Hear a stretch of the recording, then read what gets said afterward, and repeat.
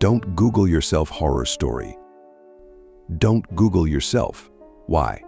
Because you may not like what you find. One day I was bored and decided to search for my own name on Google. I have quite a rare name, so I didn't expect to find many results. Imagine how surprised I was when I came across a website that had my full name in the domain. www.myname.com. When I clicked the link, it brought me to a message board. I looked at the profile of the website owner and found out that the person was the same age as me and had the same hobbies and interests. There weren't any posts on the message board, but I was intrigued, so I saved it in my favorites. It was about a month later when I went back to the website. This time it had more content. There were some diary entries, mostly random things like the weather was nice today or I'm so bored in work, things of that nature. However, as time went on, I began to notice more and more coincidences. The person lived in the same city as I did. It struck me as rather strange that two people with the exact same rare name would be living in the same city at the same time. At one point, I noticed that the contents of the diary were quite similar to my own life. One day I went to a baseball game, and when I checked the website that evening, I found that the owner of the site had gone to the same ball game. At first, I didn't think much of it. After all, tens of thousands of people in the city supported the same baseball team. It began to seem like much more than a simple coincidence. Whenever I checked the website, I would notice little biographical details that seemed too close for comfort. For example, the owner mentioned their pet dog and the dog's name was the same as the dog I had when I was a child. The website owner posted a picture of their car. It was the same model of car I had been driving when I was in college. They talked about eating at a certain restaurant. It was the same restaurant I had gone to all the time when I was working at my previous job.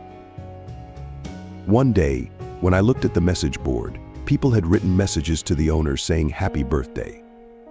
That day, it was my birthday as well. I decided to write on the message board for the first time, just out of curiosity. I was going to wish the owner a happy birthday and tell them we had the same name. However, when I tried to write something, I realized that there was nowhere to type your message. It wasn't a message board at all, just a static page. That's odd, I thought to myself. In other words, whoever owned the website had gone to a lot of trouble to make it seem as if it was an interactive site, as if there were other people posting it, when in actual fact, all the content must have been created by the owner. Why on earth would someone do that, I wondered. I decided to send an email to the owner. It read, "Hi there. Believe it or not, we both share the same name. Nice to meet you." It was just a friendly email. The next day, when I tried to look at the website, I discovered that it was gone. It seemed like it had been deleted. Then, I opened my mailbox. There was one reply. When I looked at it, a chill ran down my spine. It just read, "Found you." Horror story, a horrible monster with antlers, what haunted me in the forest. This happened to me when I was in 4th grade. I used to visit my grandma during my summer vacation. It was a fairly large house with 2 floors and multiple sheds here and there. In the back of the house, there were these woods near one of the sheds. As a kid, I used to travel through these woods from time to time as I liked staying there with the trees and the birds. I know it's weird, but I looked for fossils as well as hoping to find some dinosaurs or something. One day I was digging and I found a head of something that looked like a bull. I thought I found something like an old species of bison or something and rushed to my grandmother. I told her of my discovery and she said it was just a bull that died years ago. I then asked why it was there and she said people used to bury their dead animals there and it acted like some sort of pet cemetery. I was kind of disappointed, but I still kept the skull because I found it to be really cool. My grandmother said to throw it away, but I hid it in the shed near those woods thinking it would be safe there. I then returned the next day hoping to find more skeletons, and I did. I found skulls of dogs, rats, and some unidentifiable bones. I used to store them in the shed near the woods. One time I went a little too deep in the woods looking for such finds. Moving past a fence, I began roaming and lost my way. I knew my grandma would be working at her farm and she wouldn't be home. I was so scared and night was approaching.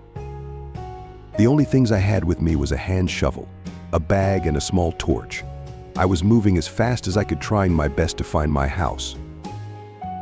As I was walking through the forest, I saw a shadow of something that looked like a deer with large antlers, but something was odd about it. It didn't seem to move even after seeing me. Usually deer run away after they see someone, and I was surprised that it didn't. Suddenly it turned to me with its glowing bright eyes, and then to my horror I noticed it didn't have the body of a deer. It was something else entirely. It had the legs of what seemed like a dog with paws and the body with human-like features. I couldn't see any fur. Instead I saw skin, rotting skin with dry blood and maggots. I slowly backed away from that thing. To my surprise, it charged at me with a loud roar. I ran without any aim through the thick woods with that thing right behind me with its glowing eyes and disproportionate body. I ran through every thorny bush and climbed on every ledge until I saw the light of home. I opened the back door and stormed in, closing the door behind me. I peeked through a semi-visible window on the door to see that creature attempting to move up the stairs near the woods to my house, but it stopped midway, turning its bulky head here and there, and then left. I could see its front legs were bigger than its hind legs, like that of a gorilla. I ran to my grandma's room, and she asked me where I was all this time, and that she was worried about me. I kept quiet, and I lied that I was just around the backyard, and she warned me not to go in the woods without her accompanying me. The very next day I went to go check those skulls I had collected in the shed near the woods to throw them away, as I thought this creature had something to do with those bones, but they were already gone. I still wonder to this day what that creature was and what it wanted from me.